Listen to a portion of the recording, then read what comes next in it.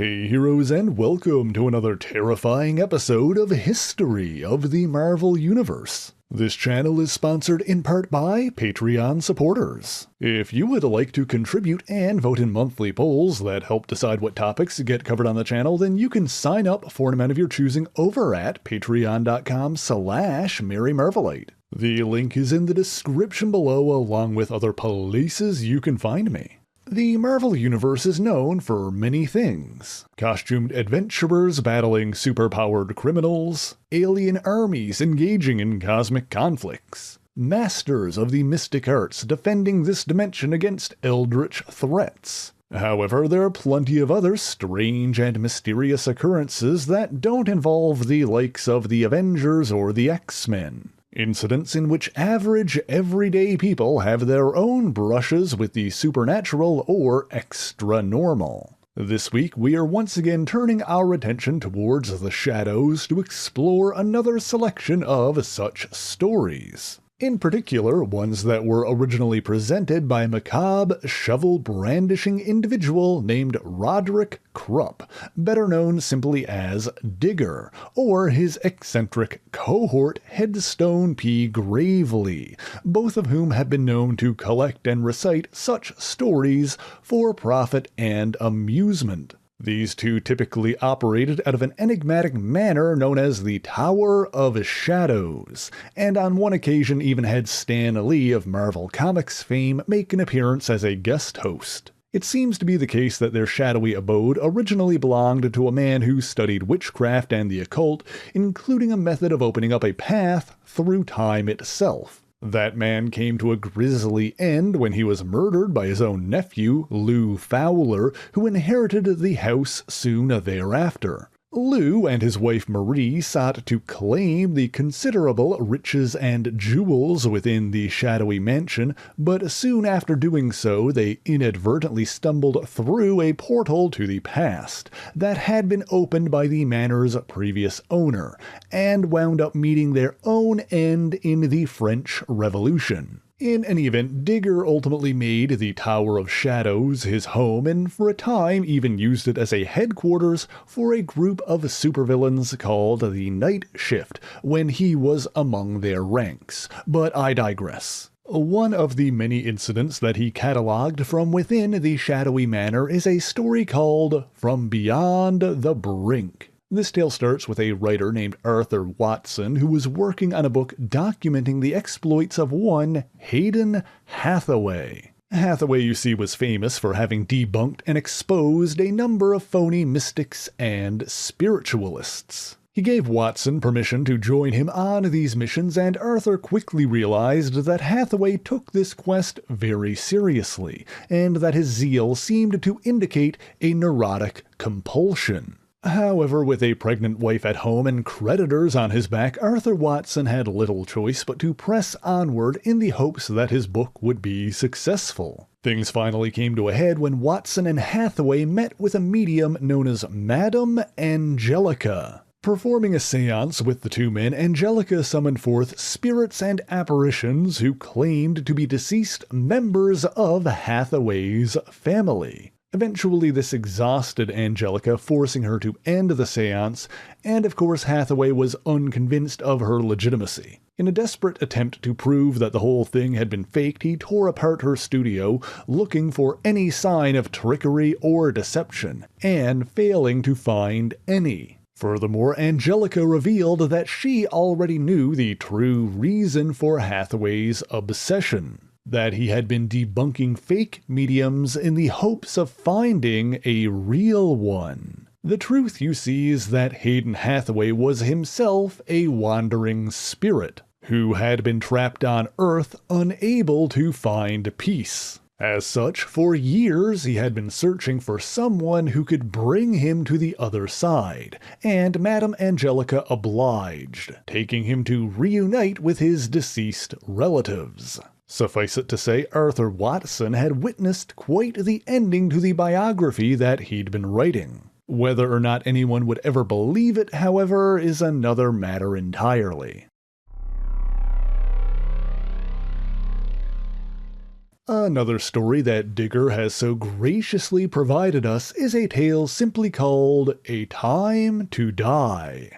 This story features an elderly scientist named Sebastian Scrogg, who sought to unlock the secrets of immortality. In this quest, he employed an assistant named Arthur who hoped to share in this boon, but Scrogg often condescended him, regarding him as incompetent and foolish. As time marched on, Scrogg looked to the longest living organisms on Earth for inspiration, including the mighty redwood tree. Eventually, he believed that he had concocted an elixir that would allow a human being to live forever, but before he could take it, his spurned assistant shoved him aside and took it for himself. Scrogg died soon thereafter, and Arthur indeed obtained eternal life, albeit by taking on properties of a redwood tree and becoming sedentary, rooting himself to the ground beneath his feet.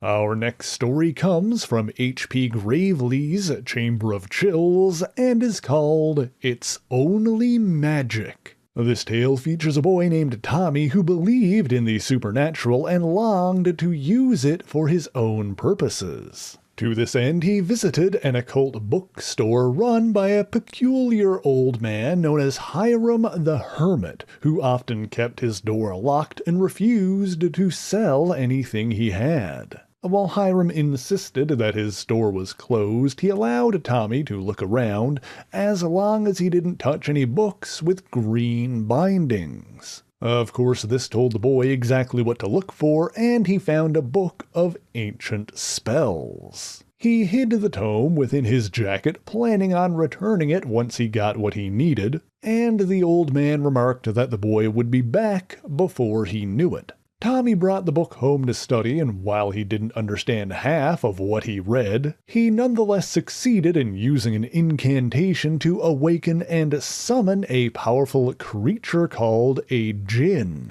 Because of the method by which it was summoned, the djinn was forced to serve Tommy by granting him a wish. However, this was a particularly malicious djinn, and it warned Tommy that any wish he made would be twisted and turned against him. Furthermore, once it was granted, the djinn would turn its powers against the rest of humanity to devastating effect. Thinking quickly, Tommy came up with the only wish that he knew could save humanity, and had the djinn turn back time to earlier that day. A moment later, Tommy found himself back in the occult bookstore and placed the ancient spellbook back on the shelf before he ever even opened it, having learned to let sleeping djinns lie. As a side note, as we've mentioned on the channel before, it's been written that in the Marvel Universe, the djinn race were originally birthed by a demonic entity known as Lilith, the Mother of Demons, who we talked about in detail in my video on the Midnight Suns.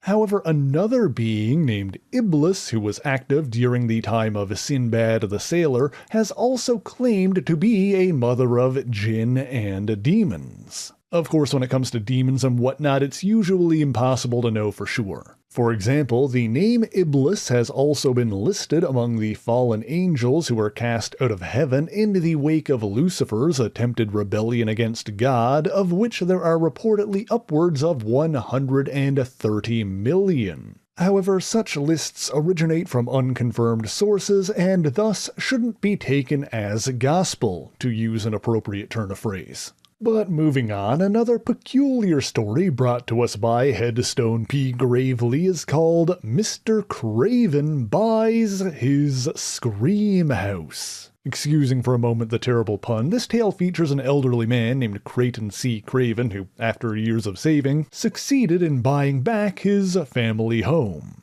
However, I would say the real star of this story is the house itself, as it was built by Craven's grandfather, who evidently performed unspeakable rituals within, granting the building itself sentience. As a result, the house came to despise humanity and was left abandoned and isolated for the better part of a century before Creighton Craven finally gained ownership of it. When Craven attempted to enter, the house recoiled at his touch, pulling the door away from him and even letting parts of itself break to prevent him from coming in. Determined to bring the building to heel, Craven returned with a crew of burly tradesmen demanding that they remodel and replace everything inside, much to the house's dismay. As its innards were defiled and desecrated, the house lurched and shuddered, dropping pieces of wall and roof down onto the workers until they fled. At his wits' end, Craven decided to come back with a wrecking crew, determined to knock the house down and be done with it. However, as the manned machinery began its assault, the old man found himself overcome with regret and, at the last second, called off the demolition. It seems that Craven was a kinder man than his ancestors, and he had hoped that by moving into the home that his father and grandfather had occupied, he could become strong and cruel like them. In the end, however, he was unable to harden his heart enough to harm the house, and departed, while the building, alone once again, silently wished that it could somehow thank him.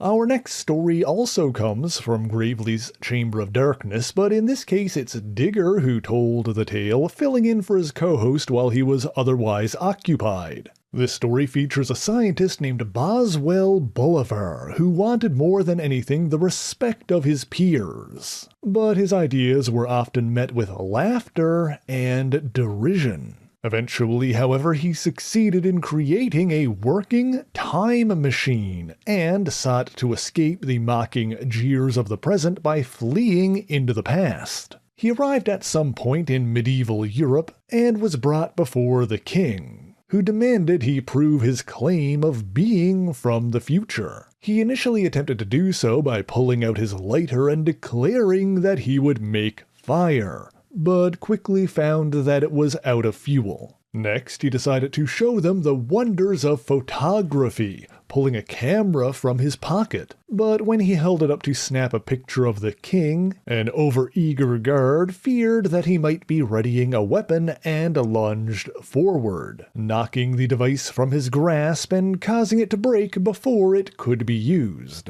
Finally, he pulled out a portable radio, explaining that it could pluck music from the very air. Of course, that failed to work as well, and Boswell quickly realized that there were no radio signals in that area for him to pick up. With no other proof at his disposal, Boswell was set to be executed. However, the queen of the land found his antics amusing. As such, she decided to spare his life, instead making him her personal court jester, and thus Boswell Bolivar spent the rest of his days being laughed at.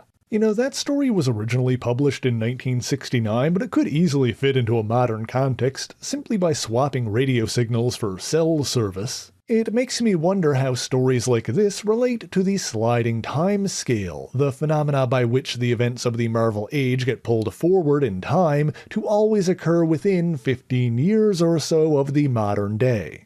Did Boswell's origins get pulled forward as well, or did his lack of interaction with prominent figures of the Marvel Age prevent that from happening? I guess the effects of the sliding time scale on everyday citizens is an existential horror unto itself. Imagine being around 30 years old in the modern day only to learn that you were actually born as early as the 1940s, and that your entire life had shifted forward in time, altering your perceptions and memories in the process. I suppose that's why humans, even the super ones, are generally incapable of understanding just how malleable the past really is. I feel like I've gotten off track. You know what? Let's get back to the topic at hand by introducing yet another individual who likes to tell tales of the bizarre, a man by the name of Winston Tate, who produced a supernatural soap opera called Weird Secrets. His show, however, was trounced in the ratings and panned by critics who cited his low production value and lack of believability.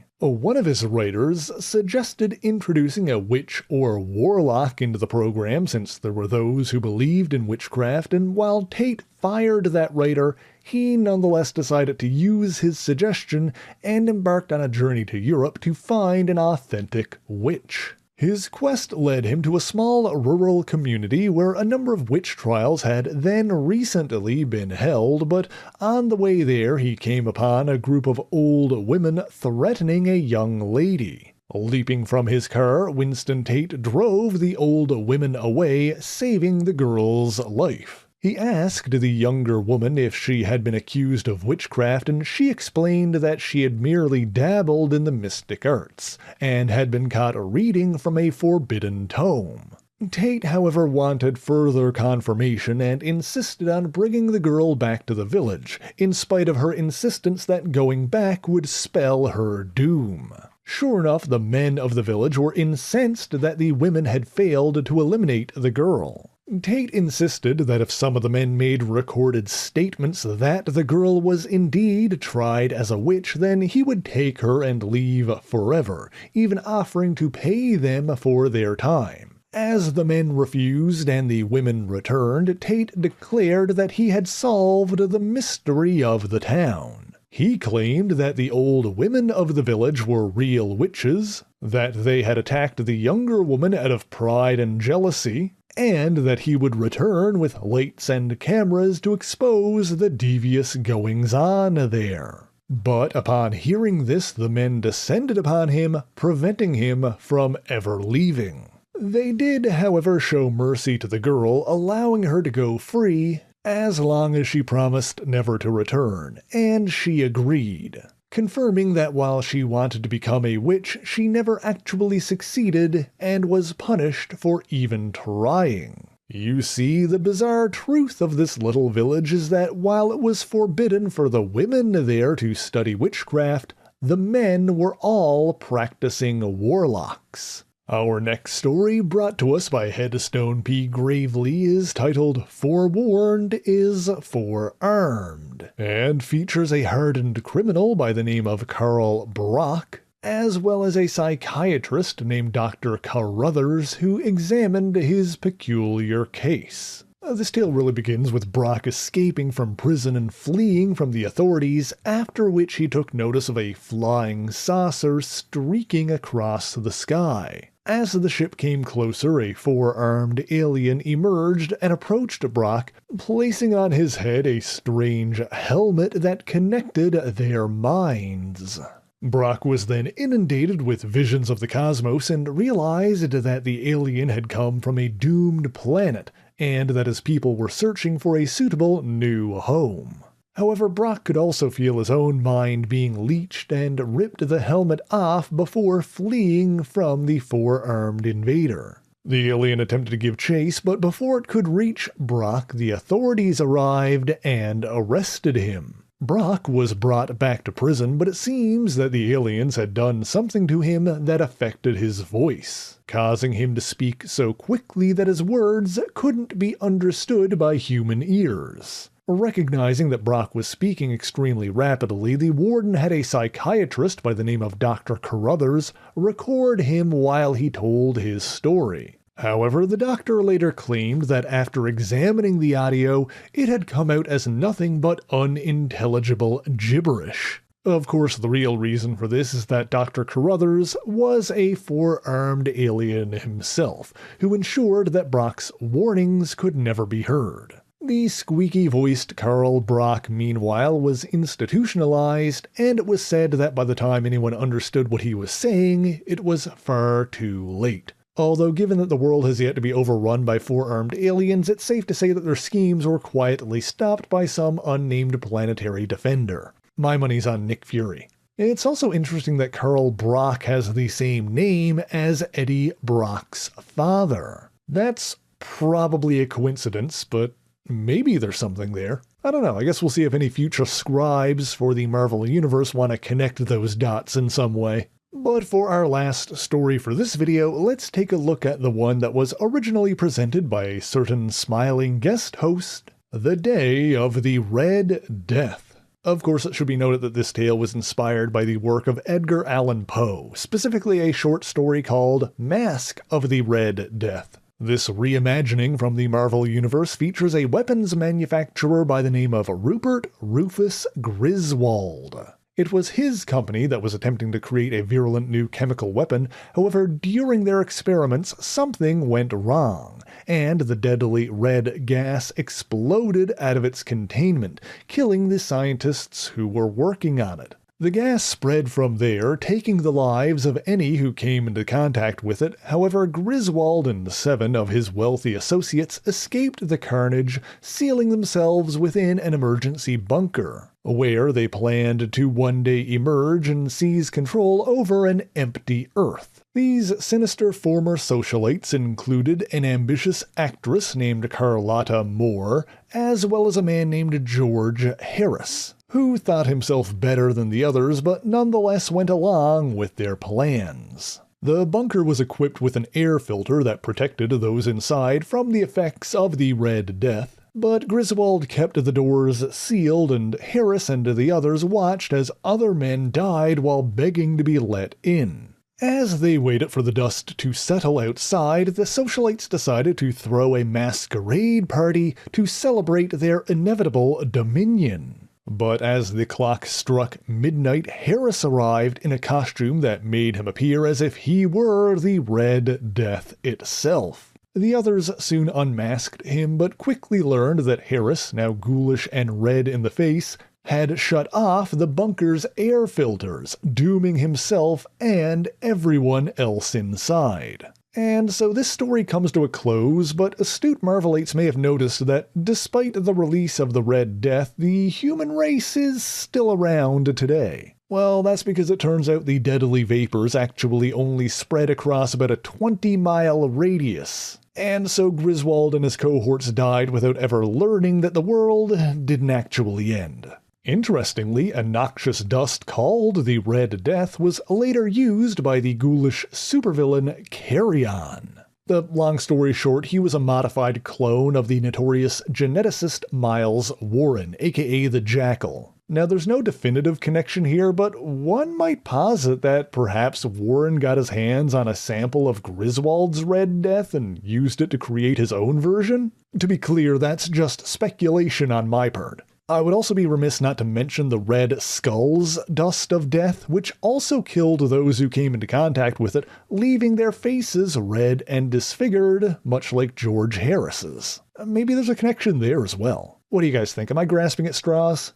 Either way, we've barely scratched the surface of series like The Tomb of Shadows and The Chamber of Darkness, but that's all the time I've got for this week. Bit of a lighter video in between more comprehensive topics, but if you enjoyed these stories, be sure to let me know in the comments, and maybe we'll come back and cover even more of them in the future. In the meantime, thank you so much for watching this video, and if you enjoyed it, be sure to leave a like, subscribe to the channel, and share it on your favorite social media. As always, the issues referenced in this video are listed in the description below if you would like to read them for yourself, as well as links to other places you can find me. Let me give a special shout out to all of my Patreon and Ko-fi supporters, Twitch subscribers, and YouTube members who help make the channel possible. By signing up for any ongoing amount on any of these platforms, you'll get your name in these special thanks here, but Patreon is the one that helps determine what topics get covered on the channel via monthly polls. And as always, if there's anything in particular that you want me to talk about, be sure to let me know in the comments. But that is indeed all I have for you this week, and so until next time, true believers, Excelsior!